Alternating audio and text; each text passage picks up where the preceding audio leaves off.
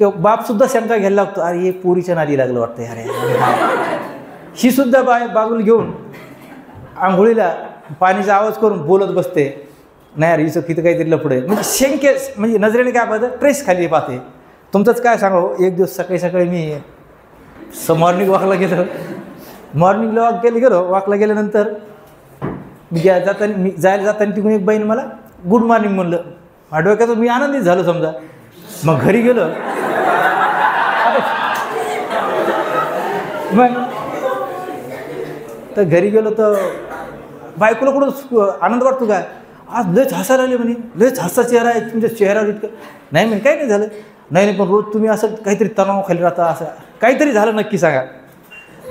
तू बायको म्हणा नाही, बायको प्रेमच आहे ना माझं. मला खरं सांगा म्हणे. हा मला खरं सांगतो, काही नाही रे जाता आहे ना म्हणे. मला एक बाई आहे ना तोंड बांधलेली, मला गुड मॉर्निंग म्हणली. अहो म्हणलं मीच होते ना म्हणे, ती दुसरी थोडीच होते म्हणे.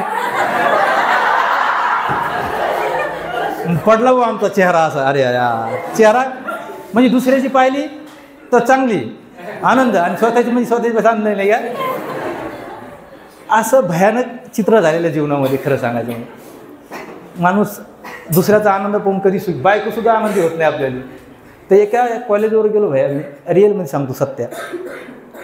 सर म्हणे तुम्ही सगळं चांगलं याच्यावर महादेवावर बोलता, देवावर बोलता, हनुमंतावर बोलता, मला सगळ्याचा फरक सांगता तुम्ही, मुलांचा मुलींचा. मला फरक सांगा, आईमधला आणि पत्नीमधला फरक सांगा म्हणे. मला तर मी राहून मी नाही बेटा नंतर सांगू आता, नाही म्हणे आजच सांगा, सगळ्यात एकच सांगा म्हणे. मग मी सांगायला सुरुवात केली. तर म्हणलं आईत आणि पत्नीत जमीन आसमानचा फरक असतो. म्हणलं कसा असतो म्हणे.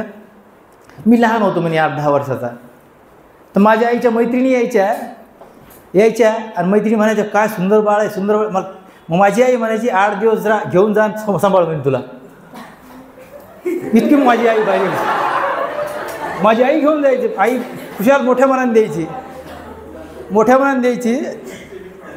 पण माझी पत्नी आता सक्राती दिवशी वाण द्यायला आली. एखादी मैत्रीण म्हणली जोगळा चांगला आहे, तर मला माझी बायको आत दरवाज्यात नाही, ती कोंडून घेतील, लॉक लावते. म्हणजे जमीन आईचा आणि असं फरक असतो माणसाचा, आईचा आणि पत्नीचा. लग्न म्हणजे काय सांगितलं त्याची तुम्हाला, एक किल्ला आहे. किल्ला लग्न न झालेलं वाटतं त्या किल्ला असो समाधानी असो, तुम्हाला फक्त प्रेशर आणतात. तू करशील का, हे होशील का, तुझ्यात ताकद आहे का, असं सांगणारे लोक भेटतात का नाही तुम्हाला. तुमची वाट अडवणारे जास्त दिसतात तुम्हाला चांगला मार्ग दाखवण्याचा न्याय म्हणजे ज्ञान द्यायला भरपूर लोक आहेत. म्हणजे स्वतः कोरडं पाषाण वगैरे असतं ना, ते काहीतरी ज्ञान द्यायला खूप भेटतात. तुम्ही असं करू नको, तू तसं करू नको, तुम्ही चांगल्या गोष्टी सांगणारं कोणी नाही तुम्हाला तुमचं खच्चीकरण करणारे लोक जास्त असतात. आणि तुमच्यात गुण आहे तो प्रत्येक जणात असतो, माझ्यात असतो, कोण वेगळा असतो, तुमच्यात वेगळा असतो. जग कसं मारतं आपल्याला माहिती. आपण राज्यघटना त्या दिवशी घेतली ना, कोण होतं त्या दिवशी हजर होते ना. तर मग थोडे त्याच्यातले आपण रिव्हिजन बी घेऊ. त्याच्यात राज्यघटना तयार कशासाठी केली होती समजा आपण, की इंग्रज देश चालवण्यासाठी, बरोबर आहे. तर ते चालवण्यासाठी केली होती. तर त्याच्यात त्या सुरुवातीला किती सदस्य होते टोटल त्याच्यात,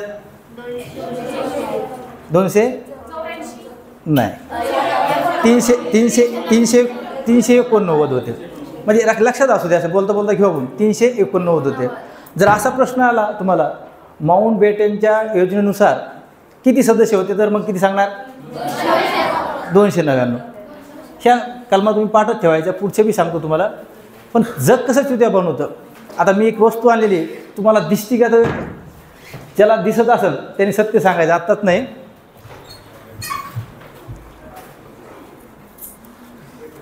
पण तुम्ही कोणाला दाखवू नका. आणि ज्याला दाखवली दिसली त्यांनीच खरं सांगायचं, मला दिसली म्हणून, बरोबर आहे. आपण थोडी गोष्ट घेऊया. तुम्ही जग कसं चुत्या बनवतं तुम्हाला सांगतो बघा. एक चुत्या बनवणारे कसं असतं माहिती आहे का, एक सम्राट असतो, खूप मोठा सम्राट. आणि सम्राट असल्यामुळे त्याला काय होतं माहिती आहे का, की सम्राट एवढं भारी असे तुम्ही बसलेलं, मी सम्राट समजा, तुम्ही त्याच्यातला.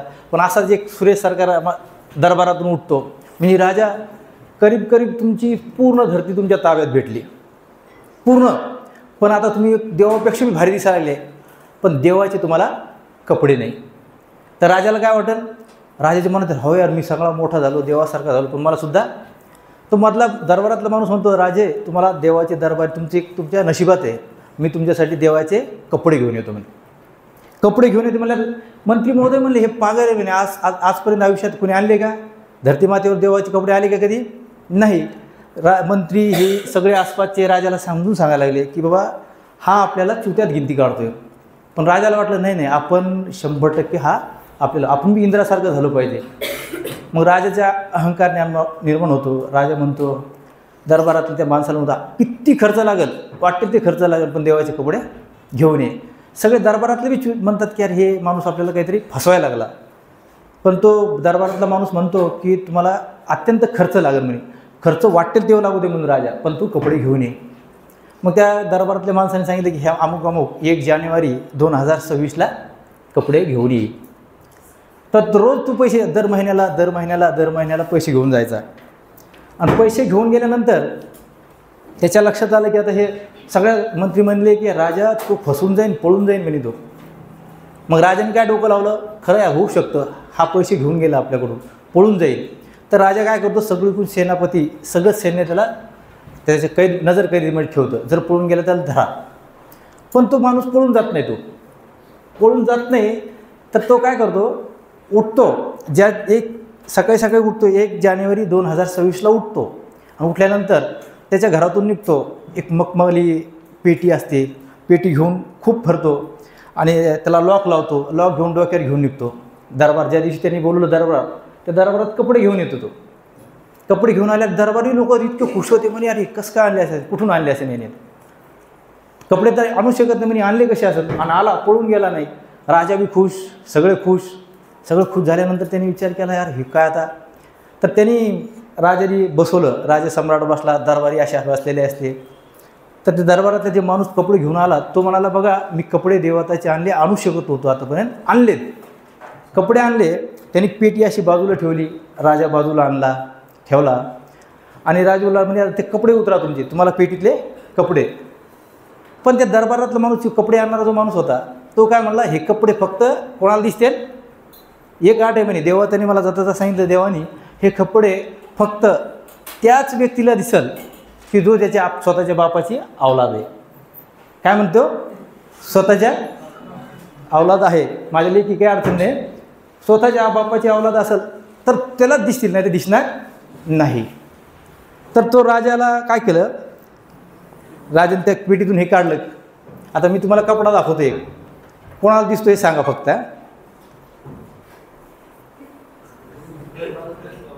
आता याच्यात कलर रंगीबेरंगी इंद्राचे आहेत. हां, तर कसा कलर दिसतो सांगा, सप्तरंगी दिसतो का बघा कोणाला, येतं अगदी बरोबर आहे, तुम्ही बरोबर ओळखलं, 7. तर त्या माणसाने काय केलं, आपण भीडच्या मागं जातो, गर्दीच्या मागं जातो माणूस, तो माणसाने राजाला शर्ट उतरावं लावलं, त्या पेटीत हात घेतला आणि असं दाखवलं सगळ्याला किती कलर आहे. सगळे पब्लिक तुम्ही काय म्हणते हा 7 रंगी, काय सुंदर आहे. त्याला कपडे काढले राजाच्या अंगात, त्यांनी घात अक्षरशः पैजामा बी काढला, पैजामा घातला सगळा. राजाला वाटलं हे तर कपडे नाही काही नाही, आता काय म्हणे अरे. पण मला त्या राजाला स्वतःची शंका आली की मीच माझ्या बापाची औलाद नसेल तर. सगळे वाह करायला लागलेत ना, बरोबर आहे, वाह करायला लागले. जाऊ दे बाबा काय आहे, आज त्यांनी 1-2 जण असेल त्याला दिसेल मी नंगा आहे म्हणून. मग अख्खा नंगा केला राजा त्या माणसानं, त्या व्यक्तीनं पुन्हा पाहिल्यानंतर दरबारी असे टाळे वाजवलेले त्याच्या नावाने, काय वा देवाचे सुंदर आहेत कपडे, असे मस्त आहे म्हणे, अरे वा याला म्हणतात पठ्ठ्या म्हणे. पुन्हा तो काय म्हणतो, दरबारातला माणूस तो कपडे घेऊन येणारा, आता राजाची मिरवणूक काढायची. कशी का तुम्ही पोलीस भरती झाल्यावर मिरवणूक काढता आपण गावामध्ये, त्याची म्हणे राजा म्हणे आता तर पाहायला राजा स्वतःला वाटायला मी नंगा आता काय करावं. पब्लिक तर म्हणते नाही यांना कपडे चांगले आहेत म्हणे, देवाचेच कपडे आहेत म्हणे. मग अक्षरशः गावातून निघाल्यानंतर एक छोटासा मुलगा धावत आला आणि सगळ्यात तुमच्या दरबारातल्या लोकांना म्हणे अरे तुम्ही अख्खा राजाला नंग केलं म्हणे, यार काय म्हणे पागल आहे. तर मुलाचं तोंड दाबलं त्याने. म्हातारी माणसं असतात ना आपले, गब्बस म्हणे तू पागल झाला का म्हणे, देवाचे कपडे आहेत म्हणे. मुलं स्वच्छ खरं बोलत असतात, काही मुली चांगल्या बोलल्या तिथे बरोबर काहीच नाही म्हणे कलर, असं बोलायचा प्रयत्न करत. पण सगळे भीडमध्ये काय झालं, तुम्ही काय केलं, तुम्ही सगळ्याच्या मागं पळाला का नाही. पळाला का नाही तर माणूस हे राजकारणी आपल्याला असं नंग बनवतात. आलं लक्षात? हे काही गोष्टी असे भूतात. राजकारणाच्या नादी लागू नका, कारण नंगा बनवतो आपल्याला. कसं नंग म्हणजे नाचवतोच लगेच आपल्या तळ हाताला यायचं फोडावरला, म्हणून असे याच्याकडे गोष्टीकडे लक्ष द्यायचं नाही. आता कलम आहे, तुम्ही आता 14 कलम काय म्हणते राज्यघटना? कायद्यासमोर समोर आहे का आपण सगळे समान? सगळे कायद्यासमोर समान आहे की सगळे? पण कागदार तर आहे की नाही?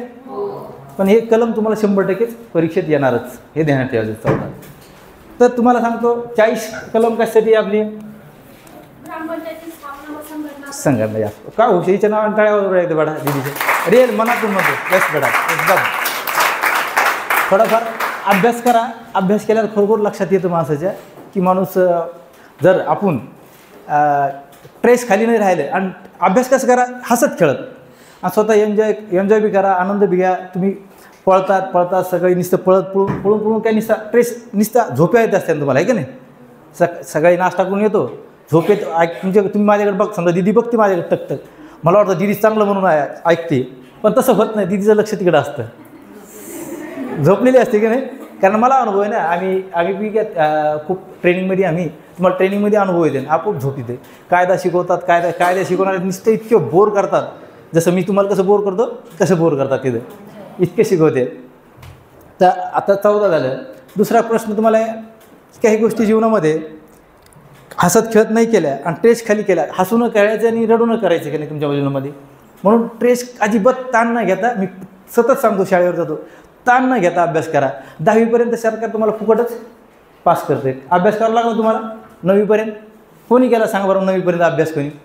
ती जबाबदारी कोणाची आहे? सरकारची जबाबदारी. सरकार आपोआप पास करायला लागलं तुम्हाला. म्हणून आता तरी 10वीला तुम्ही 10वी 12वी जे आता आहे MPSCची तयारी करतात, ताब्या कलरचा रुमाल घेऊ का बाजूला? कोणता कलर याचा? पांढरा. हां, सत्य बोलायला शिकाय आपण. कारण काय होतं, आपण लोकांच्या मागं पळतोय आणि त्याच्यामुळे आपलं घोळ होऊन जातो, सगळ्यात महत्त्वाचं. आणि ज्यावेळेस समयसूचकतेनंतर तुम्ही अभ्यास करत असताना काही गोष्टी असतात की ट्रेस खाली. आता तुम्ही योग्य रीतीनं चाललात का बघू आपण. एक गोष्ट सांगतो, बोर झाले की मला फक्त एवढं सांगा, क्लास बंद थांबा, फक्त तुमच्या तणावासाठी. पण मुलं योग्य रीतीने चाललात का मुली योग्य रीतीने चालला? प्रश्न उत्तर दोन्ही द्यायचं आहे, बरोबर आहे? तुम्ही प्रश्न बघा, एक शहरामध्ये दुकान खोलती. शहरामध्ये दुकान खोलल्यानंतर काय होतं माहिती आहे का? तिथं योग्य पत्नी मिळेल, सुंदर पत्नी मिळेल. उत्तर द्यायचं, दीदी तुम्ही पण द्यायचे आणि यांनी पण द्यायचे. तर तो पण चोरून सगळे तर जाऊ शकत नाही, याच्यातला एखादा चोरून जातो. आता लग्नच व्हायना ना आपले. पण तो काय करतो, इकडं पाहतो तिकडं पाहतो, त्या गल्लीत कोणी नाही. मग त्या गल्लीत जाऊन बघतो, दुकानासमोर कोणी नाही. तो मुलगा जातो आत, पाहतो तर त्या दुकानापाशी 2 दरवाजे असतात. काय असतात? तो 2 दरवाजे. पहिल्या दरवाजाला काय लिहिलेलं असतं माहिती आहे का? सुंदर पत्नी पाहिजे का सर्वसाधारण पाहिजे? तर कोणत्या दरवाज्यात जाता तुम्ही?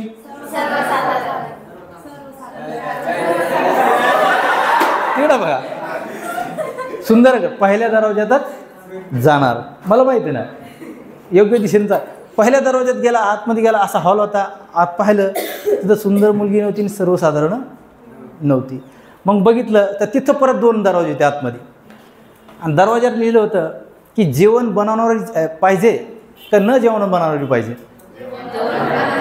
योग्य रीतीने, बरोबर. मग पुन्हा पाहतच घुसतो तर परत असाच हॉल होतो, निस्ता रिकामा. तिथं 2 दरवाजे असतात, तिथं मुलगी नसते, काही नसते. पण त्या दरवाज्याला असतं मुलगा नसलेली पाहिजे का मुलगा आयता असलेली पाहिजे? उत्तर द्या. हां, मुलगा नसलेलीच मध्ये, बरोबर आहे. पण पुन्हा पाहतो बघा, स्वप्न बघा, पुढची स्वप्न. तर परत पाहतो त्या हॉलमध्ये जातो, तिथं काहीच नसतं, नुसतं स्वप्नभंग असतं, भंगलेलं असतं. त्या हॉलमध्ये सुद्धा पुन्हा 2 दरवाजे असतात. काय असतात? मग 2 दरवाज्यावर असले, एक पहिल्या दरवाज्यावर लिहिलेलं असतं की हुंडा देणारी पाहिजे का न देणारी पाहिजे? पण तर मग ते 4थ्या हॉलमध्ये गेला, तिथं एकच दरवाजा होता. ते आतमध्ये 4थ्या हॉलमध्ये गेला, हुंडा देणारी नव्हती, तिथं आयना, बरोबर. आणि त्या आरशावर लिहिलेलं होतं झाप्या, नालायका, मूर्खा, अगोदर तुझं तोंड बघ.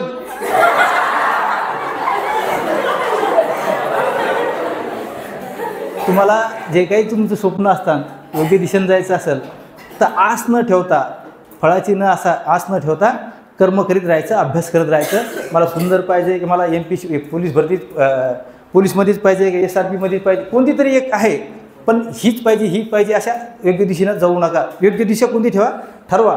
SRP मिळाली तर PSI हो, आपण पोलीसमध्ये गेलो डिस्ट्रिक्टला तर तिथं बी अभ्यास करून PSI हो, हे स्वप्न ठेवा. पण हीच पाहिजे त्या मुलीसारखं करू नका तुम्ही. एकच असं सुंदरच्या नादी लागू नका. त्या दिवशी सांगितलं तुम्हाला अच्छे कपडे पहनने से तो, ऐकलं तुम्ही त्याची? मग अरे ऐकलं तुम्ही सगळेच होते त्या दिवशी. शेर सांगितलं होतं तुम्हाला, शेर डबल सांगायचं. बोर होता म्हणून मला डबल नको असं चालत नाही. बरं, तुम्हाला त्याची सांगितलं मुलींना आणि मुलांना सांगतो, आपण सध्या इंद्र नाहीत, आपण देव नाही, आपण एकदम नालायक समजा स्वतःला. पण मनातून आतून सांगायचं मी हुशार आहे. काय हर कोई अहरा गहरा हमारे हार्ट का पार्ट नहीं होता, सांगितलं होतं तुम्हाला. हर कोई अहरा गहरा हमारे हार्ट का पार्ट नहीं होता, हर कोई अच्छे कपडे पहनने से स्मार्ट नहीं होता. सगळ्यात महत्त्वाचं. म्हणून स्मार्ट व्हायचं असेल तर आतून स्मार्ट व्हा, बाहेरून स्मार्ट कपडे घालून काही होणार नाही. म्हणून आणि जे चुत्या बनवणारे लोक असतात त्याच्यापासून सावध राहा. आता राज्यघटनेमध्ये आपण सुरुवातीला आपण किती 389 होते आणि माउंटबॅटननुसार 299. तर 299 तर याच्यामध्ये आता 89 स्टार्टला सुरुवातीला काय होतं तिथं विचारलं जातं आपल्याला काँग्रेसचे किती होते.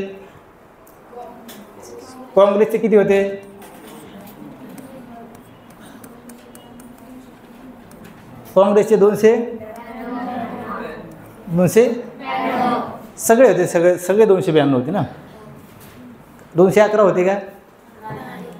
211 असतील. 292 बघा लक्षात आणा कोणाच्या. 292. आणि मग आपली माउंटबॅटननुसार आपल्या भारताची राज्यघटना बनवल्याच्या त्या दिवशी त्या सदस्य किती होते टोटल आपल्या याच्यात बनवल्याच्या नंतर राज्यघटना माउंटबॅटनच्या 3 जून 1947ला आपली भारताची घटना बनलेली आहे. तर त्या दिवशी किती होती एकूण टोटल? 299 असताना तर काँग्रेसचे किती, याचे सगळे तुम्हाला हे प्रश्न उत्तर येणार याच्यामध्ये तुम्हाला. 299 भारतीय ब्रिटिश प्रांतातील किती होते त्यावेळेस? नाही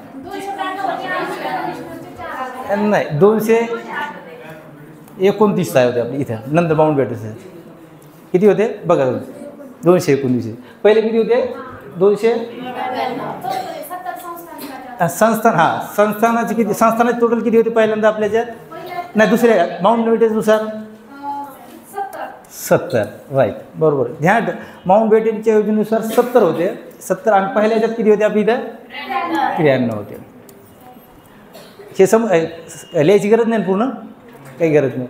तर हे 93 होते, हे 70 होते. आणि याच्यामध्ये पहिल्यांदा आपले स्थानिक स्वराज्याचे किती होते? प्रश्न स्थानिक स्वराज्याचे किती होते? नाही ते आत्ता बोललं आहे तो कोणतरी 93 होते. 93 होते.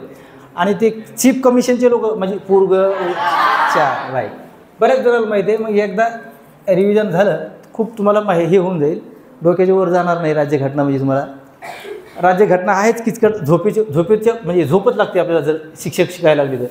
तुम्ही पोलीस स्टेशनला गेले समजा PTSचा अर्थ काय होतो?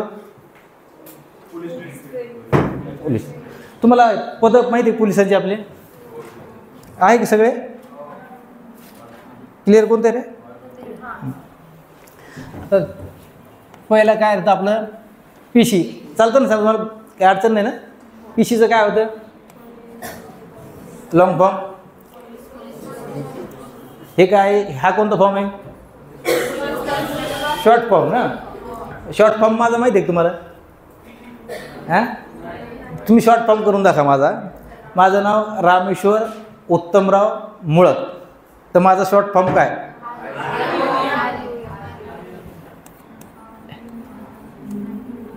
म्हणजे काय? म्हणजे मी रोज रोज घेतो का नाही मग हे यांना नाही कळलं अजून. हां तेच म्हणतो मग उशिरा. काय होतं कधी कधी त्या दिवशी तुम्हाला सांगितलं की त्या भिंतीवर लिहिलेलं ती हे दुकानावर नंतर कळतं तिला घरी गेल्यावर, आणि ते बी कळत नाही. काय लिहिलं असतं की मी ही दुकान मंगळवारी बंद राहील, ज्याला लिहिता वाचता येत नाही त्याने शेजारच्याला विचारा. बरोबर आहे की नाही? म्हणून काही लोकांना नंतर कळतं आपण काय बोललं. आता काय झालं आपलं शिक्षकाचं आणि विद्यार्थ्याचं भरोसा राहिला नाही. शिक्षकाचा विद्यार्थ्यावर भरोसा राहिला नाही, विद्यार्थ्याचा शिक्षकावर भरोसा राहिला नाही, शिक्षकाचा आणि विद्यार्थ्याचा समाजावर भरोसा राहिला, समाजावर तुमच्यावर भरोसा राहिला नाही. मी एक आपले महाशय जुने प्रोग्रामला जातो ना, समजा गेस्ट जातो आपण, गेस्टला गेल्यानंतर तिथे गेल्यानंतर गेस्टला गेल्यानंतर त्यांनी काय केलं, त्या विद्यार्थ्यांनी इंजिनिअरिंगचे विद्यार्थी होते, त्या विद्यार्थ्यांनी असं मोठं एक हेलिकॉप्टर बनवलं होतं. म्हणजे विश्वास पाहिजे एकमेकाचा. हेलिकॉप्टर बनवलं कॉलेजमध्ये, तर मग सगळे प्राध्यापक लोक, शिक्षक लोक, गेस्ट सगळे बसले. आणि बसल्यानंतर प्राचार्यसुद्धा बसलेले होते त्याच्यात. प्राचार्य बसल्यानंतर पण एक विद्यार्थी मला नाही नाही नाही नाही नाही त्या सुरेशनं बनवलं म्हणते हेलिकॉप्टर. सुरेशवर भरोसाच नाही ना, अख्खे प्राध्यापक खाली उतरले. कारण ते उडणार काय, वर जर उडवलं तर काय होईल सांग, भरोसा आहे का त्याचा? काही होऊ शकतं. पण आमचं तिथलं प्राचार्य आणि ते गेस्टसुद्धा उतरायला लागला, तर प्राचार्याने त्यांचा हात धरला, गप्प बसा म्हणे, मला माझा विद्यार्थ्यावर पूर्णपणे विश्वास आहे म्हणे, हे उडणारच नाही म्हणे. काय असा एकमेकावर विश्वास राहिलेला नाही. तर विश्वास आता कलमात किती झाले तुमचे, कोणकोणते पाठ झाले तुमच्या? 14, 21 काय बाल नाही, 18 सांगा आणि 21 सांगा, पाहून सांगा. सांगा आपण मिसळ खेळी मिळायचं. हां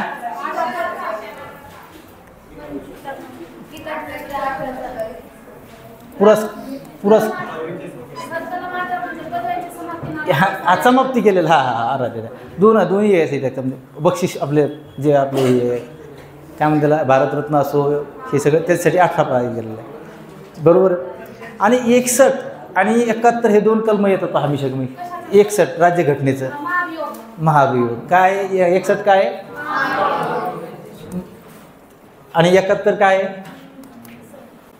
तुम्ही पण लक्षात ठेवा. हे सांगतात तुम्ही नवीन आहेत का याच्यात काही अभ्यास? हां बरोबर आहे. त्याच्यामुळं तुमचे पण सक्सेस होणार आहे 100%, असं काही नाही. काय म्हटलं वाचून सांगा, काय अडचण नाही. मला तरी कुठे येतं आहे, मला तर कुठं, मी तुमच्याकडूनच ऐकून हे करतोय.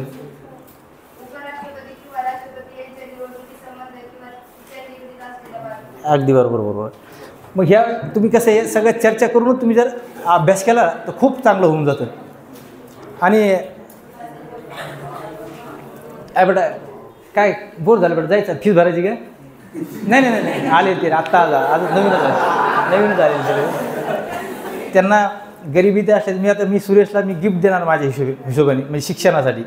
कारण त्याला शेतीचं 1 बी हे नाही, माझ्या परीने जेवढं भेटेल त्याला मी हे देऊन टाकणार, त्याला जेवढी आर्थिक मदत जाहीर करतो सगळं. कारण मी इथल्या आर्थिक म्हणजे इथलं ज्यावेळेस स्टार्टला मी पोहरा आले ते आपल्या, त्याला किराणा सामानसुद्धा भरून दिलेलं आहे. म्हणजे मोठेपणा नाही सांगायचं, आपल्याला हे करायचं नाही, पण मनाला समाधान होतं माझ्या कुठंतरी पगारातलं कुठेतरी 10 रुपये चांगल्या कामाला जातील यासाठी मी. तर तोच मुलगा सक्सेस झाला, त्याचं नाव नाही सांगत तुम्हाला, की तो माझ्या घरी मला साडी हे घेऊन आलेलं सगळं माझ्या बायकोला त्यांनी. आणि किती दिलं त्याला? फक्त मी 3000 रुपये दिले. 3 किराणा 1 महिन्याचा किराणा भरून द्यायचा त्याला, 1-2 महिने किराणा खाल्ला असेल त्यांनी. म्हणजे असं काहीतरी तुम्हीसुद्धा वाजू दे, त्याच्याकडे लक्ष देऊ नका, मोबाईलपासून दूर राहा. तुम्ही प्रामाणिक स्वतःशी राहा पहिला. त्या दिवशी तुम्हाला सांगितलं, लाकूड तोडायची गोष्ट सांगितली, तुम्हाला सांगितली, ऐकली कोणी? तुम्ही प्रामाणिक कसं राहायचं हे बघा. ज्यावेळेस जुन्या काळातला लाकूड तोडायची जवळजवळ सगळ्यांनी, भैया एक मिनिट, तुम्ही लाकूड तोडायची गोष्ट कुठपर्यंत ऐकलेली? सगळ्यांनी सगळ्यांनी ऐकलेली ना? सगळ्यांनी. किती प्रामाणिक होता तो? नाही मी सांगतो डबल होत्या, रिपीट काय अडचण नाही. एकदम प्रामाणिकपणा राहायचं. लाकूड तोड्या त्यावेळेस पहिल्यांदा लाकूड तोडायला जायचा. लाकूड तोडता त्याचं काय झालं, त्याची कुऱ्हाड पडल्यानंतर तो देवाचा भक्त असल्यामुळे देवाला प्रार्थना केली, देवा खाली आहे. देव खाली आले आणि खाली आल्यानंतर काय केलं, पहिली सोन्याची काढली, दुसरी चांदीची काढली, तिसरी त्याची काढली. तर मग ते मला पहिली आहे सोन्याची आहे की तर काय म्हणला, ही माझी नाही, दुसरी चांदीची नाही. पण आजच्या आधुनिक जगामध्ये त्या पोरात लाकूड तोडायचा मुलगा लाकूड तोडायला गेला. लाकूड तोडायला जायला गेला असताना आता 50% आरक्षण झाल्यामुळे काय झालं, एकटा जाईल का तो, मग दोघाला जावं लागेल का नाही. मग दोघं तिथं लाकूड तोडायला गेलं. लाकूड तोडता तोडता काय झालं, तर लाकूड तोडायचं काय पडलं, आता बायको पडली. काय पडलं, कुऱ्हाड पडली नाही. मग आधुनिक काळात त्या लाकूड तोडायच्या पोराने सांगितलं की फोन लावला देवाला, देवा खाली या, उतरा, मी माझे वडील भक्त होते, मी पण भक्त आहे, लगेच खाली या, म्हणजे माझी बायको पडली, काढून द्यायला. देवाने बी आजच्या आधुनिकच्या देवाने काय सांगितले, बायकोला विचारलं जाऊ का, तर बायको काय म्हणते, आपल्या पक्षाचा आहे का बघा अगोदर, का दुसऱ्या पक्षाचा आहे. आधुनिक काळात तर तो खाली आला, ते म्हणे आपल्या पक्षाचा आहे. मग देव खाली आले, देवाने सांगितलं देवा माझी बायको इथं पडली म्हणे. तर देवाने काय केली, पहिली डुबकी मारली. पहिली डुबकी मारल्या त्यांनी प्रामाणिक पहा, त्यांनी पहिली डुबकी मारल्यानंतर त्यांनी देवाने काय काढा, आतून ऐश्वर्या राय काढली. बाळ ही तुझी मुलगी आहे का, हे बायको आहे का, तर ते मुलगा म्हणतो देवा हीच माझी बायको आहे म्हणे, हीच. किती प्रामाणिक. देव म्हणे अरे तुझा बाप किती प्रामाणिक होता, तुझ्या देवा बापाला मी सोन्याची काढली, तो बाप म्हणला नाही, चांदीची काढली नाही, इतका खुश आहे म्हणे. तर मुलगा काय म्हणला, देवा मी सुद्धा प्रामाणिकपणा आहे आजच्या युगामधला. जर आता पहिल्यांदा तुम्ही ऐश्वर्या काढली, दुसऱ्यांदा राणी मुखर्जी काढली असती, आणि तिसऱ्यांदा माझी काढली असती, आणि तिन्ही मला प्रामाणिकपणा पाहून मला दिली असती, आणि मला एकच सांभाळणं होय ना, भेटानात तर सांभाळणं काय होणार मला. म्हणजे आपल्या स्वतःशी प्रामाणिकपणा राहा जीवन जगत असताना. आणि सगळ्यांना माझी एक विनंती राहील, मी काही सांगणार नाही, प्रत्येक आता तुम्हाला शेतकऱ्याच्या आत्महत्या दिसतात, बाकीच्या आत्महत्या दिसतात, आपले विद्यार्थीसुद्धा किती ट्रेस खाली किती आत्महत्या करण्याचा रेकॉर्ड आपला आकडा येत नाही आपल्याविषयी. आहे का आकडा, फक्त मी गोपनीय विभागात आहे, मला आकडा मी तुम्हाला सांगणार नाही, फक्त मला सरकारला आकडा द्यावा लागतो तो, कारण वरचा आदेशच असतो. तेव्हा आकडा जर बघितला इतकं ट्रेसफुल आहे. आपण काय होतं तुम्हाला साधं, तुम्ही आनंदी दिसला तुम्हीच घरी तर तुम्हाला बरं वाटतं का, आईबाबाला बरं वाटतं फक्त, बाकीच्याला. तुम्ही आनंदी घरी गेला किंवा बापसुद्धा शंका घ्यायला लागतो, अरे हे पोरीच्या नादी लागलं वाटतं, अरे ही सुद्धा बागुल घेऊन आंघोळीला पाणीचा आवाज करून बोलत बसते, नाही अरे हिचं किती काहीतरी लफडं आहे. म्हणजे म्हणजे नजरेने काय पाहतं, ट्रेस खाली पाहते. तुमचंच काय सांगावं, एक दिवस सकाळी मी मॉर्निंग वॉकला गेलो, वॉकला गेल्यानंतर मी जायला जाताना तिकडून एक बाईने मला गुड मॉर्निंग म्हणलं. डोक्यातून मी आनंदित झालो समजा. मग घरी गेलो, मग तर घरी गेलो तर बायकोला कुठं आनंद वाटतो का, आज लयच हसायला आले म्हणे, लयच हसा चेहरा आहे तुमच्या चेहऱ्यावर इतकं. नाही म्हणे काही नाही झालं. नाही पण रोज तुम्ही असं काहीतरी तणाव खाली राहता, असं काहीतरी झालं नक्की सांगा.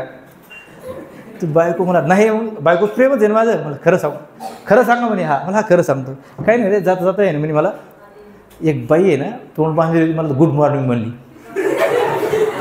आहो म्हणलं मीच होते ना म्हणे, ती दुसरी थोडीच होते म्हणे. पडला भाऊ आमचा चेहरा असा. अरे चेहरा म्हणजे दुसऱ्याची पाहिली तर चांगली आनंद, आणि स्वतःची आनंद नाही का, असं भयानक चित्र झालेलं जीवनामध्ये. खरं सांगायचं म्हणजे माणूस दुसऱ्याचा आनंद पाहून कधी बायकोसुद्धा आनंदी होत नाही आपल्याला. तर एका कॉलेजवर गेलो भया, मी रिअलमध्ये सांगतो सत्य. सर म्हणे तुम्ही सगळं चांगलं याच्यावर महादेवावर बोलता, देवावर बोलता, हनुमंतावर बोलता, मला सगळ्याचा फरक सांगता तुम्ही, मुलांचा मुलींचा. मला फरक सांगा, आईमधला आणि पत्नीमधला फरक सांगा म्हणे. मला तर मी राहून नाही बेटा नंतर सांगू आता ह्यावेळेस. नाही म्हणे आजच सांगा, सगळ्या देखत सांगा म्हणे. मग मी सांगायला सुरुवात केली. तर म्हणलं आईत आणि पत्नीत जमीन आसमानचा फरक असतो. म्हणलं कसा असतो म्हणे. मी लहान होतो म्हणे 8-10 वर्षाचा. तर माझ्या आईच्या मैत्रिणी यायच्या आणि मैत्रिणी म्हणायच्या काय सुंदर बाळ आहे, सुंदर बाळ. मग माझी आई म्हणायची 8 दिवस घेऊन जा, सांभाळ म्हणे तुला. इतकी माझी आई पाहिजे. माझी आई घेऊन जायची. आई खुशाल मोठ्या मनाने द्यायची. पण माझी पत्नी आता सक्राती दिवशी वाण द्यायला आली एखादी मैत्रीण म्हणली जोडा चांगला आहे तर मला माझी बायको आत दरवाज्यात नाही ती कोंडून घेतील लॉक लावते. म्हणजे जमीन आईचा आणि असं फरक असतो माणसाचा, आईचा आणि पत्नीचा. लग्न म्हणजे काय सांगितलं तेच तुम्हाला, एक किल्ला आहे. किल्ला लग्न न झालेलं वाटतं त्या किल्ल्यात घुसायला पाहिजे. बरं वाटतं की नाही, खरं वाटतं की नाही. पण त्या किल्ल्यात गेलेले जे लग्न झालेले गुदमरून मरायला लागले त्याला बाहेर येता येईना. ध्यान ठेवा, लग्न लय बेकार गोष्ट आहे. लग्नाच्या नादी लागू नका. लग्नाच्या नादी लागला तर कुठं हे आता फक्त कशाच्या नादी लागायचं आपण, स्वतःच्या नोकरीसाठी सगळ्यांनी दादांनी. आणि एक टाईम पहा बरं तुमचा किती, एक घंट्याचा. हां नाही का, असंच आहे मक्कर आहे काय. अरे वा, मग जमलं काय अडचण नाही. मग मला काही वेळ घ्यायला हरकत नाही समजा, आहे की नाही. सगळ्या कलमात घेऊ असं नाही. तर एक मी आत्ता काल परवा व्हिडिओ पाहिला एक व्हॉट्सअपवर, की प्रश्न काय होता माहिती आहे का, माना की लड़की की उम्र 17 साल है तो मेरे पिताजी, उसके पिताजी का नाम क्या होगा. लिहू का एकदा, पण अक्षरलेच उंदराची गिन राहिलं माझं.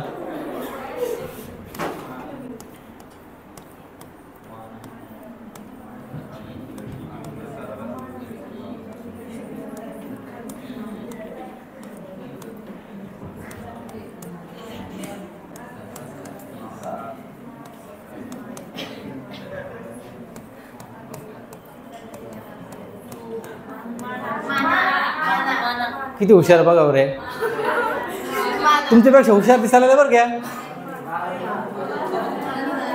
म्हणून असं थोडं बुद्धिमत्तेला हे दिलं. मी वाचले ते काल परवा ऐकलं ते व्हिडिओ म्हणून लक्षात आलं माझ्या. आणि मुली सध्या मनात असलं तरी सांगतो, तुम्हाला जरी येत होतं पण सांगत नव्हतं तुम्ही. मनातल्या गोष्टी जर सांगितल्या तुम्ही तर दोस्तांना टिकणार नाही, नातं टिकणार नाही. 4 गोष्टी लाओत्से ऐका तुम्ही, लाओत्से तुम्ही ऐकणार नाही. लाओत्सेच्या गोष्टी ऐकल्या, नीत्से आणि लाओत्से काय म्हणतो की आपण सगळं म्हणतो आणि सत्य बोला, सत्यावर टिकलेलं आहे. सत्यावर अजिबात टिकलेलं नाही. सत्य तर आपण सत्य बोललं तर टिकेल का. तुमची 2 मैत्रिणीसुद्धा शिकणार नाही. तुझ्या मनात येतं बेटा हिच्याबद्दल वेगळं येतं, हिच्याबद्दल वेगळं येतं की नाही. नाही असं नाही, सत्य बोलत नाही आहे. समजा मी असो अगर कोणी असो, सत्यावर दुनिया टिकलेली नाही. सत्य बोललं की 2 मैत्रीसुद्धा टिकणार नाही माणसाच्या. कारण आता मी आणि माझे नवरा बायको बाहेर चाललो आणि मी म्हणलं अरे काय मुलगी सुंदर आहे, मनातलं सांगितलं तर बायको काय करेन मला सांगा. घरी जाऊन मला भाकरसुद्धा देणार नाही. बरोबर आहे की नाही. अरे लग्नवाल्याची कविता सांगू तुम्हाला, एक बोर जर झाले नसलं तर हे बघा, लग्नवाली सांगतो तुमची नाही माझी समजा उदाहरणार्थ. काय लग्न झालेल्या लोकांचं काही दिवस झालं की जगणे असे मरणे जसे, हो सुचवा मी बायकोला सोडू कसे. काय त्याला बोलायचं असतं, पण प्रत्येक तरुणाला वाटतं लग्न झालेलं काय जगणे असे मरणे जसे, अहो सुचवा मी बायकोला सोडू कसे. रस्त्यावरून ही नजर ही फिरी, आम्ही दोघं फिरायला असताना रस्त्यावरून नजर ही फिरी, सगळीकडं सुंदर पोरीच पोरी, बघू देईना जगू देईना, घोड्याच्या डोळ्याला झापड जसे. तुम्ही बघा घोड्याच्या डोळ्याला झापड आहे की नाही. असं काऊन लावलं तर इकडं तिकडं बघू नये म्हणून. बायको काय करते, असं झापड लावते, बघू देत नाही जगू देत नाही. आणि आनंदाने घरी गेलो, जेवायला मी बसलो. जेवायला मध्ये काय असं, मी समजा बाहेर फिरायचं, उडायचं मला पक्षासारखं. मी उडाया निघालो पक्षापरी, बायकोने छाटले पंखच घरी. मी जेवाया बसतो मी राजा परी, शेजारी आमोशा बडबड करी, हे आणा ते आणा नुसती किरकिरी. आणि जेवू देईना हात धुवू देईना, म्हणजे बैलाच्या तोंडाला मुक्षे जायचे. जेवू देत नाही काही नाही, हे आणा ते आणा किटकिटी असती. कोणी सांगू नका माझ्या बायकोला म्हणजे झालं. अरे असं का. तर ही किरकिरी. आणि बायाचं पाहता तुम्ही बघा, लग्न झाल्यानंतर बाई बाजारात जातात फिरायला. आता मी पण माझ्या बायकोसोबत जातो. बायका बघ कमीत कमी 50 दुकानं घेतात फिरतात. काय होतं, एक दिवस गेलो, मग त्या कवितेमधलं एक कडवं आहे, मी रस्त्यावरून चालते राणी बनून, बॅगा माया खांद्यावर कार्ट माझ्या हात धरून. काय रस्त्यावरून चालती राणी बनून, बॅगा माया खांद्यावर कार्ट हात धरून, सगळ्या दुकानांची यात्रा करून, एकच वस्तू घेते डोंगर पोखरून. बघा तुम्ही हजार ड्रेस काढायला बायकाचं पाहतो, मला तुमचं नाही माहीत, कारण माझ्या मुलीला इतकं स्वातंत्र्य दिलं, तुला काय घ्यायचं घे. ती मला माझ्या बायकोसोबत तर जातच नाही खरेदी करायला, माझ्यासोबत येते, कारण तिला वाटतं दुकानात आपलं आहे असं वाटतं ना मुलीला. बघा तुमचंच मनसुद्धा, तुमचा बाप जर पाठीमागा असला दुकानात काही पण घ्यावं वाटतं, मुला वाटतं की नाही, कारण बाप आपला सगळ्यात महत्त्वाचा हे असतो एक सगळ्यात. तर मी स्टार्टला ज्यावेळेस हे अंबड शहरामध्ये तुमचं पवन अकॅडमी चालू झालं, त्यावेळेस मी एक कहाणी सांगितली होती. ती कहाणी वेताळा 25शी होती. त्या प्रश्न आहे, त्या प्रश्नाचं उत्तर तुम्हाला आलं पाहिजे. एकच प्रश्न आहे पण थोडी लंबी, चालेल का? कोणी जांभळे बैठे बैठे सावधान, काही जांभळे देऊ नका, ऐकून बसा तुम्ही. वेताळा 25शी कहाणी आहे की निसर्ग तुम्हाला सगळं काही देतो, रोज देतो. तुमच्याजवळून बी जाता, कारण नाही का जांभळ्याची गोष्ट आहे की हंडा ठेवतो देव, डोळे झाकून चालतो, अचानक तुम्हाला देतो पण ते घेता येत नसतं. ते एक सम्राट वीर विक्रमादित्य माहिती आहे वेताळा 25मधला, ऐकली असेल तर परत ऐका, मनोरंजन म्हणून ऐका. वीर विक्रमादित्य राजा असतो, मोठा राजा धरती मातर. तर त्याला रोज लोक सकाळी उठले की काय त्याचे त्याला गिफ्ट देतो ना राजाला, काहीतरी सकाळी काहीतरी भेटवस्तू देतो, रोज भेटवस्तू देतो. आपण त्याच्यात एक फकीर यायचा, फकीर आला आणि फकीर काय करायचा, एक जंगली फळ असतं ना तो द्यायचा. तर राजा ही मनात हसायचा, हे काय जंगली फळ आहे म्हणे यार, हा काय बात. पण ना विचाराने गरीब जरी असला तर घ्यावं लागतं राजाला. तर राजा काय करतो, फेकतो, घेतो, दर्शन रोज यायचा तो फकीर आणि रोज द्यायचा. आणि प्रधानला असतो, तो प्रधान वाटतं की बाबा हे फळ, एखाद्या दिवस राजा सनकी असतात, हे फळ कुठे विचारते. मग जर प्रधान काय करायचा, ते फळ रोज एका तळघरामध्ये टाकून द्यायचा, तळघरात टाकायचा. पण एक दिवस पुन्हा असं झालं, असं कमीत कमी 10 वर्ष चाललं, रोज जंगली फळ आणायचा. तर एक दिवस काय केलं राजाने, ते फळ पहिल्या राजा शेजारी काय असायचं, एक माकडा असायचं, वाघ असायचं ना. तर त्यांनी ते जंगली फळ त्या फकीराकडून घेतलं आणि फकीराकडून कोणाला दिलं, माकडाच्या हातात दिलं. तर ते माकड खातल्यानंतर त्याच्यातले बिया असतात ना, 2-4 बिया खाली पडल्या आणि बिया पडल्यानंतर असं प्रकाश झाला की पूर्ण हिरे, चमचमणारे हिरे. ते इकरामध्ये ते महालातले लोक असे परेशान झाले, अरे जंगलीचं फळ याच्यात हिरे निघले एवढे मोठे. मग राजाने विचारलं कुठे म्हणे बाकी, त्या प्रधानला फळं कुठे बाकीचे. फकीर निघून गेला. तर प्रधान म्हणजे त्या तळघरात गेला, इतकं वास यायला लागला आणि इतकं चमचम, इतके हिरे इतके की आपल्या धरती मातेवरला सर्वात श्रीमंत राजा कोण झाला होता, वीर विक्रमादित्य. मग वीर विक्रमादित्य काय, वीर आपल्या देशामध्ये बघा, आपल्या देशात नाही जगात बी सांगा, 2च माणसाला वीर लागलेले आहे, एक महावीर आणि एक वीर विक्रमादित्य. बाकीचे वीर लागले बघा कोणाला, काहीच नाही.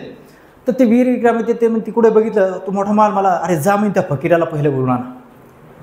तर फकीराला काय आपण बोलून आणलं. तर फकीर म्हणे, फकीराच्या नतमस्तक झाला राजा म्हणे, महाराज मग आमचं चुकलं म्हणे, आम्हाला कळलं नाही, आम्हाला होश नाही.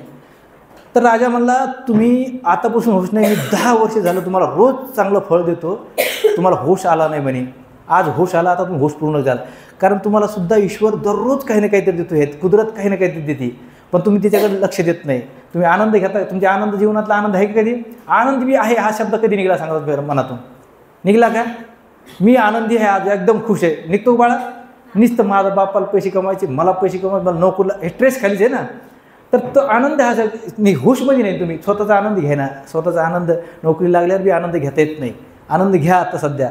तर वीर विक्रमादित्यने म्हणले, फकीर बाबा माझं चुकलं, मला ते म्हणजे राजा तुझं चुकलं नाही, तू होशमध्ये आत्ता आला, पण आता तू आलास तर एक माझं काम आहे, मी तंत्रविद्यामध्ये लागलो म्हणे. घ्या अशी तंत्रविद्या आहे की आज अमावस्येची रात्र आहे, अमावस्येची रात्रीच्या 1:30 वाजता मला तुझ्यासारख्या होशपूर्वक राजाची गरज आहे, हिंमतवानाची, धैर्यवानाची.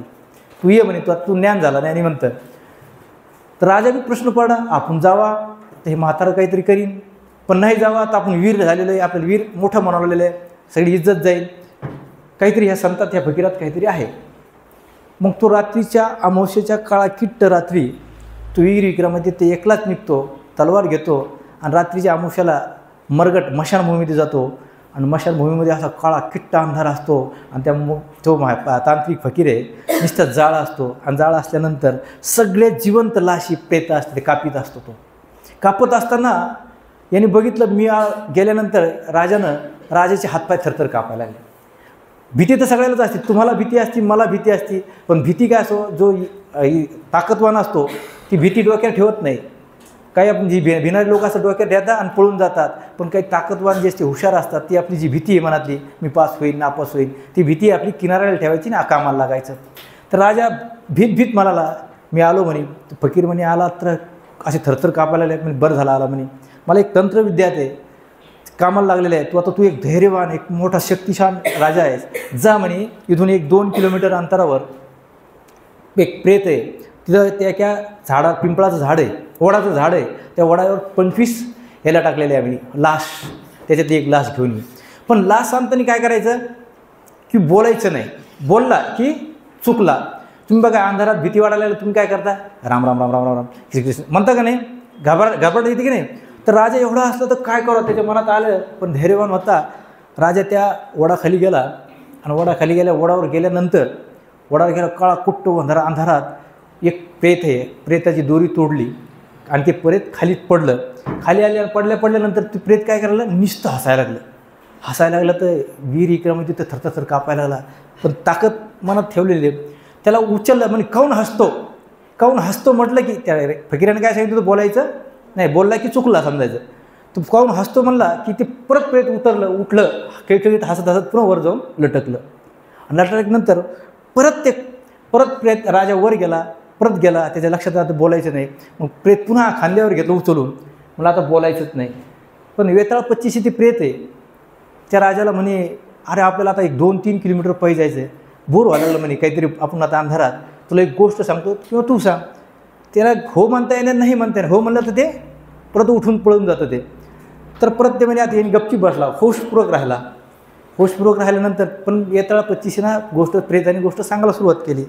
हे बघ म्हणे, राजा ब्राह्मण होता एक, आणि त्या ब्राह्मणाला तीन त्याचे शिष्य होते म्हणे, आणि तिन्ही शिष्य इतके गुणवान होते, गुणवान की तुमच्यासारखेच गुणवान समजा, जसं गुणवान होते. आणि त्या ब्राह्मणाला एक मुलगी होती सुंदर, आणि ती सुंदर मुलीवर तिन्ही प्रेम करायला लागली आणि तिन्हीला आवडायचे. तर मग आता त्या प्रेमाला पडल्यानंतर त्या मुलीला वाटलं आता आपण काय करू, हा पण चांगला आहे, हा पण तिन्ही त्याची परीक्षा कशी काहीच घेतले तर सगळे सारखेच मार्क यायला लागले त्यांना. तर त्या मुलीला वाटलं आपण ह्याच्यासोबत गेलं दोन्ही जणांना नाराज होईल. मग त्या मुलीनं काय केलं, स्वतः जाळून घेतलं. कोण सांगतं अशी गोष्ट, ही भूत सांगतं. हां, भूत गोष्ट सांगत होतं, तुमचं लक्ष नाही भैया, ते भूत गोष्ट सांगत होतं. तर मग सांग, म्हणजे तिनं आत्महत्या केल्यानंतर त्या मुलांनी काय केलं, एक मुलगा तिच्यावर प्रेम करणार होता, त्या प्रेत जिथं जळाली तिथंच फक्त धुवून लावत बसायचा अंगाला. दुसरा बी येडा झाला, येड्याच्या भरात तो काय केला, चला म्हणजे आता इथं काही आपली पत्नी नाही, काही नाही, आता आपल्यामुळे हे झालं, तो यात्रेत गेला. पण त्याला माहीत होतं बाहेर एखाद्या यात्राला देवस्थानाला गेलं तर मंत्र भेटतात जिवंत करण्याचे, म्हणून तो शोधत गेला, आपण मंत्रपाठ करून आणून जिवंत करू. तो एक गेला. पण तिसरा तो काय करत होता, रोज तिच्या अस्थिपंजर असते, आपण अस्थि माहिती ना तुम्हाला, हड्डे असते आपल्या, त्या रोज न्यायचा, गंगात जायचा, गंगात धुवायचा, वापस आणायचा, परत धुवायचा, परत आणायचा, रोज असं. 2 वर्षांनी जो यात्रेला गेला देवस्थानाला, त्याला असं वाटलं मंत्र सापडला, की असं मंत्र आहे की ती मंत्र उच्चारला तर परत ती जसून तशी ती मुलगी होते. पण ते मंत्र सापडल्यानंतर आला, पण त्याच्या लक्षात आलं की आता तिथं अस्थिपंजर आहे का नाही, लक्षात नाही आलं. पण योगायोग ते अस्थिपंजर तिथं होते. अस्थिपंजर असताना पाहिलं तर ती अस्थि घेतलं, त्याच्यावर मंत्र म्हणल्यानंतर एक ते धुवून बसलेला तिथं तिघं बी तिथं हजर झाले. आणि ती मुलगी अशी परत त्या मंत्राने अशी जिवंत झाली, पहिली जितकी सुंदर होती त्याच्यापेक्षाही सुंदर झाली. तर या तिन्ही सुंदर झाले, तर तीन सुंदर झाले, तर तिघा मिळून बायको करील का, प्रश्न काय करतो, भूत काय करतं, आता तिघांसोबत एक पत्नी करतील, कोणासोबत पत्नी योग्य कोण आहे म्हणे, पती करण्यायोग्य माणूस कोण आहे म्हणे, सांगा म्हणे. तर सांगा मग तिचा पती कोण होणार आहे, मंत्र आणलेलं आहे. हां, तुमचं म्हणणं काय बेटा, तुम्ही ऐकले असलं सांगा. ज्याने मंत्र आणला त्याने त्याला होईल अस्थिपंजर, बरोबर आहे, अस्थिपंजर. 2 उत्तरे तुमची बरोबर आहे, 2च उत्तरं ठावे. ज्यांनी मंत्र आणला तो अस्थिपंजरवाला 2, तिसरा धुनी बसायला तो नाही, बरोबर ना. पण लक्षात ठेवा, मंत्र उपचार करणारा म्हणजे पैदा करणारा कोण झाला, वडील झाले. हिच्या नावाने ठेवायचा एकदा, काय हरकत नाही बाळा. असं नाही. असे वादन टाळा एकदा. ते झाले मंत्र म्हणणार काय झाला, पैदा त्याचे वडील झाले. आणि तो अस्थिपंजर रोज पूजा धुत होता, पाण्यात नेत होता, तो कोण झाला? आपल्या आईबाबाचे अस्थिपंजर कोण नेते? मुलासंबंध, समजा मुलासंबंध झाला, बरोबर आहे. मग ते उत्तर कोणतं आहे? मग ते धुनी घासत होता. तर धुनी, तर भूत काय म्हणलं त्या राजाला, उत्तर दे. उत्तर जर देत येत असेल आणि तू जर नाही दिलं, काय झालं? दुखायला लागलं बेटा, काय झालं? असं. तर ते काय म्हणला, काय झालं तुझं, तू सांग उत्तर म्हणे. तो उत्तर सांगायला गेला, तू जर उत्तर येत असेल आणि तू नाही दिलं तर तू मरून जाशील म्हणे. काय म्हणे भूत? आणि येत नसलं तर जाऊ दे, पण येत असेल तर, नाही सांगत नसेल तर मरून जातात म्हणे. म्हणजे किती अडचणी निर्माण होते आपल्यासमोर. तुम्हाला इकून आड असते, इकून विहीर असते तुमच्या जीवनामध्ये. पाहता अभ्यास करावा तर अभ्यास करताना अडथळे निर्माण होतात, झोप येत नाही. म्हणून ह्या प्रश्नाचे उत्तर तर असे, जर हे प्रश्न तुम्ही केले तर बरोबर तुमच्या डोक्यात येईल 100% अशा गोष्टी. आता किती वाजले बेटा बरोबर तुमची वेळ? बघा 3:30 वाजले ना, 1 घंटा झाला ना. मग जाऊ उद्या किती घेऊ, मला पण 3:30ला काम आहे. सगळ्याला तुमची सगळ्यांनी अपेक्षा करतो की तुम्ही 4, मला तिथे ड्युटीला जावं लागतं ते दारिकेला जायचं ते आज. बरं, प्रश्न साधे आणि साधे प्रश्न. तुम्हाला अध्यात्म कोणी वाचायला सुरुवात केली मी त्या दिवशी सांगितलं. अध्यात्म म्हणजे काय? धार्मिक गोष्टी कोणी सुरुवात केली का वाचायला? केली का कोणी? नाही. कोणी रामायण महाभारत कोणी वाचतं का? त्याच्या वाचायला सुरुवात करा. माझ्या दिदीनं दादानं शपथ, खोटं नाही. तुम्हाला त्याचं काम नाही आलं तर मग मला बोलायचं, राम कसा वागला, रामाच्या जीवनात किती दुःख होतं, हे सगळं. मी एका शाळेवर गेलो तर त्याला एक जणाला म्हणलं तर रामाची सीता कोण, तर त्यांनी सांगितलं म्हणे बहीण आहे म्हणे. म्हणजे कुठंच काही ताळमेळ राहिलेला नाही. म्हणून तुम्हाला सांगतो, तुम्ही जर या महाभारतातलं युद्धाचा प्रसंग जरी वाचला, ज्यावेळेस आपले श्रीकृष्ण संधी साधायला जातं, माहिती आहे तुम्हाला? गेलेलं माहिती आहे तुम्हाला कोणी? ज्यावेळेस युद्ध नको आहे म्हणण्यासाठी कोण गेलं हस्तिनापूरला? दुर्योधनाकडे माहिती आहे का? श्रीकृष्ण गेले होते. तर श्रीकृष्णाच्या तिथे काय झालं, त्याचा अपमान झाला का नाही श्रीकृष्णाचा?